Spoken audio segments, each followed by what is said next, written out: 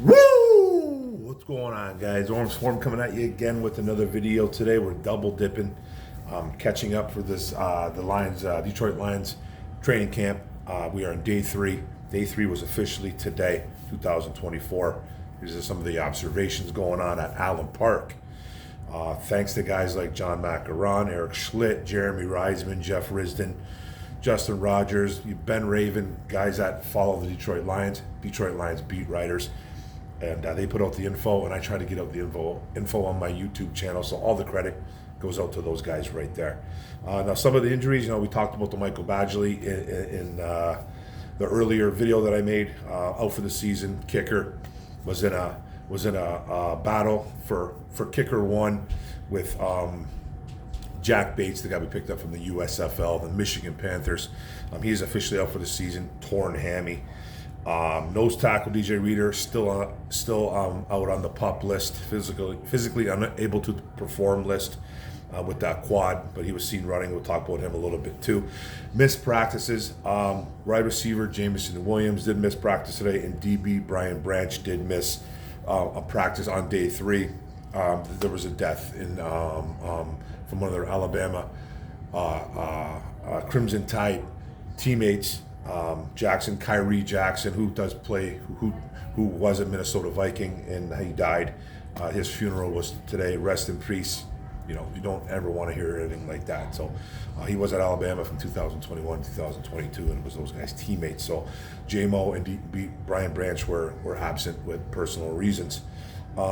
Christian Mahogany, the offensive guard, the rookie we took out of Boston College, still feeling sick. Day three. He's missed all three practices so far, so he's behind the eight ball a little bit right now. He's got an illness. He's trying to fight back to get well. Who knows if he's going to be back tomorrow, Saturday. It's their last practice. They don't have, what's it called? They don't have their full equipment on, but they did have options of wearing shells today. So there were some guys out there that were wearing some pads and some helmets and stuff like that out there. So slowly getting into the swing of things officially, and they have their full padded practice by Monday. Sunday will be their day off. But one more day of practice, and then Hooker back with the number twos, which is good too. You like to see that. It looks like there's going to be a little bit of a flow going on with going into the twos, going into the threes on teams. So he was back with the twos today. He looked really good. It's going to be a clear-cut competition, though, it seems like right now. So between Hooker and Sudfeld, and a lot of people don't want to hear it, but even Campbell coming out saying, he likes Sudfeld for some reason. They like him. They like the experience. He knows the system. He knows the playbook like the back of his hand. We know he's not as talented. We know he's not as talented as a lot of backup quarterbacks are. But, there's no clear-cut winner right now in that QB2 spot. And they're trying to really establish who they can trust. It's all about trust. Until somebody comes forth, there's going to be a good battle here. And that's whether people or fans want to believe it or not. I think Hooker should win it. I think he's probably the more talented quarterback, but who knows right now. But Hooker has been up and down. He's been looking much better, though, so far than he has in spring. A lot better. He's improved his timing. He's improved his footwork. The zip on the ball has always been there. Some accuracy issues coming here and there, but he's been really good. Touchdowns to Donovan Peoples-Jones today, Shane Zylstra, Sione Vaikai, the rookie running back, and Tom Kennedy as well. So he's thrown about 4 or 5 touchdowns today. And he's still locking in on his targets a little bit too long, holding onto the ball a little bit too long. But the good's starting to overwhelm the bad, and I think that's exactly what Campbell and Ben Johnson want to see. They were getting after it at practice today. Linebacker Derek Barnes and tight end Brock Wright had to be separated after pushing and some shoving. Boys will be boys. This is what happens in football. Some veterans had to step in, separated them. Happened a little bit later on. Again, some feet got tangled up. Some guys fell down. Again, got into it. Barnes got into it with somebody. Again, I think Ray Reynolds got into it with, I think it was John Kaminsky. There were some guys that were kind of going out a little bit, but separated. no harm, no foul, no punches thrown, just some pushing and shoving. Nothing too serious. But that's what's going to happen, man. Is they're starting to chomp at the bit. They're not fully engaged in their pads, so that's going to happen. But boys will be boys. And then Matthew Betts showing off some of his power a little bit, showing off some of his speed, holding his own at the same linebacker spot. They're really trying to find, I think, the guy to, back up. It looks like it's Derek Barnes' job right now. He's really physical. He's a really physical linebacker, Derek Barnes. And then they're trying to find that Sam linebacker too. That's what I like to call it. And, Matthew Betts has a good chance of becoming that. He's going up against tight end Sean McKeon, kind of a power tight end, not really going to blow you away in the receiving end of things, but he is a blocker out of Michigan, and he looked the part. He looked pretty good.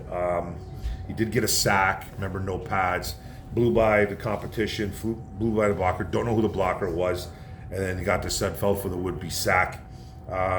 So that position's getting a lot of looks. I know they're starting to acclimate it into the system the last couple years. I think they're going to really try to get it going this year. Even Anzalone was playing there today, apparently, too, as well, trying to match up with Laporta in pass coverage, forcing the completion on one rep, even, so Laporta probably right now our best linebacker in coverage. That's not saying a whole bunch because our linebackers did struggle mightily last year in coverage. But they even got him on there, and he had a nice pass coverage on Laporta. And then James Houston and John Kaminsky we're doing some second team defensive work as well too. Then 7-on-7 drills started. Defense won the first session versus Goff and the first team offense. 3 incompletions from Goff in a row. Carlton Davis and Melifonwu with pass breakups. Davis versus Donovan Peoples-Jones, and Iffy versus Laporta there too. Craig Reynolds getting more looks with Gibbs slowly coming back as well. He had a nice pass complete to him with Carlton Davis in coverage, so you like to see that. Didn't get blown out in that particular drill in the first phase, but they did get beat, the offense. And then Hooker threw a touchdown pass to DPJ. I already said that. Tight window. But then linebacker Malcolm Rodriguez almost did pick him off, but it had a ball right in his hands that he clearly dropped. Apparently, he clearly dropped his ball. And I think another one was thrown to, I believe it was, I want to say Jack Campbell, but I think Campbell might have just got a hand on it, maybe one hand on it, but he almost picked it off as well. So, like I said, the Hooker's been he's been up and down, being much better. And that's what you want to see. You want to see this defense. Bottom line, this defense is getting so far early, super early. Don't want to get carried away. But the defense has looked, I guess, a lot better. Obviously I'm not out there. But from all the outlets I'm going on, and I'm going on 4, 5, 6 different outlets, 4, 5, 6 different beat writers, and I'm trying to get their feel. I'm trying to find certain words, and a lot of them are just like using the words like night and day difference, from last year. You just got to look for it. Or they just straight up tell you. That they look better. And a lot of these beat writers, most of them, majority, are saying that the defense just looks better earlier now than it did at this time last year. Because you can tell there's a different feel to the defense. So that's what we want to see. Goff's ready. Goff is ready though, man. Second phase of the day. They did a drill on the 22-yard line. First team, Goff lobbed a touchdown pass to Amon-Ra St. Brown. You can actually see this reel if you follow Detroit Lions on either Facebook, Instagram, TikTok, whatever you want to find it on, man, somewhere on social media. It was a beautiful pass. It wasn't the prettiest spiral, but he dropped it into a bucket. He dropped it into a bucket in the corner of the end zone, and Amon-Ra St. Brown just dragged his feet. It was a beautiful throw. It was even more beautiful of a catch. It was just a gorgeous throw, catch. Any view you look at it, and you see people out there, and you see a lot of Goff haters, man. There's a lot of Goff haters, and I'm telling you, I used to be one. But you can't even be mad at this throw. This throw was perfectly placed. I don't care about the spin on the ball. Anybody see it? And I'm not comparing, but did anybody see Peyton Manning throw a football? I don't think that guy threw 10 spirals in his career. Like, honestly, but he would throw the ball to places where nobody else could. You know what I mean? And this was one of those throws. This is just one of those throws, man. Not comparing Manning to Goff. Manning is a Hall of Fame quarterback that shattered all kinds of records. You know, Goff doesn't have the prettiest ball, man. It's not the prettiest spiral, but it gets there. It gets there, and this was a perfect throw. So as people on social media are ripping him apart, I don't understand it. You know, that's just pure hating right there. It was a perfectly thrown ball, and a perfectly thrown the caught pass as well. So you really like that too. Then there was a second touchdown to Craig Reynolds. Anzalone actually had some good coverage apparently on the play, but Reynolds was a nice thrown ball. Reynolds with a good catch. And then tight end Sean McKeon had a touchdown catch with the third team. Rookie linebacker Deron Gilbert, who's a Detroit native, was in coverage, and apparently Deron Gilbert did have a good day today. He had a good day today as well. The team had friends and family in attendance, no fans just yet. And Deron Gilbert had a whole slew of friends and family that came to watch, and he had a really nice day, which is really good to see. Jeff Risdon reported that on his podcast. Then Goff came back on the field again, fooled the defense with a beautiful play action. Goff, whether you guys like it or not, again, he's one of the best play action quarterbacks in the NFL. And he threw to a wide open Brock Wright, who was nobody covering him. And then another one to Laporta. It was a good day for Goff in the first team offense after kind of struggling a little bit earlier in the day. I don't even want to use the word struggle, but they lost most of their reps on the first phase of the drills. But they came back and had a great finish. Then special teams, they were doing a shedding blocks kind of drill. I used to love this drill. It's really fun. It shows you who's got some quick, shows you who can get off the line really fast and who can keep up with guys. Rodriguez really beat Jalen Reeves-Maben. Jalen Reeves-Maben returned the favor a little bit later on too as well, so they got after each other. Great battle between Jack Campbell and Derek Barnes. It was a real tight contested rep. Nobody really said who won. And then there was another one with same with Laporta versus Brock Wright, and Laporta beat him too as well. So kind of teaming up, position versus position, same position versus same position, and they had some good ones. Got the offense going, off and defense. Then they did a hurry up, 1:30 on the clock. Goff to St. Brown for a short gain. Then McNeil with the sack, and it was around I believe it was 2nd and 8, so that made it 3rd and 12. And then there was a completed pass to St. Brown for 8 yards, so it was a 4th and short. Then there was another tip ball by Derek Barnes, who got in there and tipped the ball, and the ball almost got intercepted. I guess it went off like 2 or 3 different offensive and defensive players, and then finally just hit the ground. So a win by the defense there. UDFA watch. This is the undrafted free agent guys that should be more interesting to fans. We talk about the Amon-Ra St. Browns, we talk about the Goffs, we talk about the Hutchinsons, we talk about J-Mo, we talk about all those guys, and and everybody wants to hear about those guys. I'm not saying that, but I love the UDFA guys. The undrafted guys, the guys that you don't know, who one little mistake can just get you cut from the team and you don't even know it yet. But cornerback Maurice Norris is a guy that was a good day for him. Had a pass breakup versus another UDFA wide receiver, Jalen Calhoun, who's having a good camp as well. Got in the backfield on the next play as well too. So Norris was making play. He's a physical cornerback. Played mostly slot at Fresno State. But the Lions, being the Lions, this regime just doesn't want you to be one-dimensional.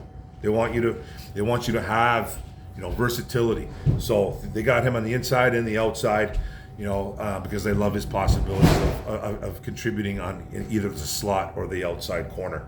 Then the jugs machine obviously being used. St. Brown, usual suspects there. St. Brown always in there. Donovan People-Jones getting in there, and Traquan Smith participated. Good to see the wide receivers out there too as well. Rookie running back Sione Vaikai, looking really good. He's catching balls. He did have a touchdown, like I mentioned earlier. His hands are looking better every day, so that's going to be one thing. That kid's he's gonna push Craig Reynolds, I think, a little bit, but I think Craig Reynolds has him by quite a bit of margin. So I think this 1 through 3 is already established. Montgomery, Gibbs, and then Reynolds. What goes on with Vaikai? If they carry 4, he probably should be the number 4. But are they going to carry 4? I'm sure they will. Vaikai is going to be very useful in not just only catching the ball, but special teams as well. Man, I got an itchy nose. What's going on? The DJ Reader news, still working out with the traders. Still out there with the trainers, running, jumping, and working through techniques with the dummies out there, hitting the sled, they're putting it all into those dummies and those sled, and that sled work. That's what you like to see in here. And the O-line, as usual, guys, Decker, Zeitler, Ragnow, Glasgow, and Sewell from left to right. And then it looks like number 2, looks like the second team O-lineman is Dan Skipper, Nathane Mutai, Michael Neese at center, and then Coyote Awasika, and then Sorsdal. I guess Sorsdal looked really good today, according to Jeff Risden. He's going to be that swing tackle, left, right, wherever.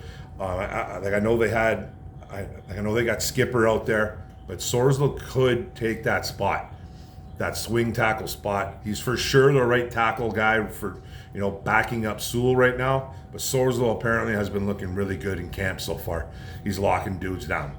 I guess he beat up on Joshua Pascal pretty easily today, and that's another good sign. It's a good sign for Colby. It's not a good sign for Pascal, who I don't think he's a bubble guy. I think Pascal's going to make this team, but this could be the last year for Joshua Pascal. And I really liked him coming out of college, but he hasn't lived up to that height, man. He hasn't lived up. Sorsdal is getting better and better every day, like that.